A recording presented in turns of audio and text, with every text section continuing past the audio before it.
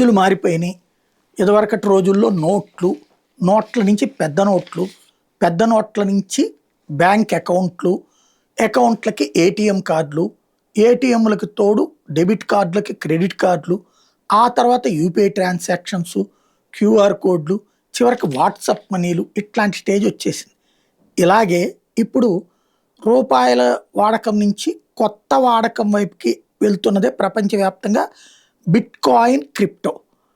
Thailand tourism spot, అక్కడ లక్షల రూపాయలు చేతులతో పట్టుకుని రాలేరు.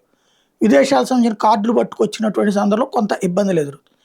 క్రిప్టో ఇంకోటి బ్లాక్ మనీని అక్కడ ఎక్కువ వాడతారు ఖర్చుకి. వాళ్ళు బ్లాక్ మనీని బ్లాక్ చైన్ ద్వారా సప్లై చేసుకొచ్చేటువంటి బిట్ కాయిన్ క్రిప్టో కరెన్సీకి థాయిలాండ్ 0% క్యాపిటల్ గెయిన్స్ పెట్టింది. అంటే ట్యాక్సే ఉండదు.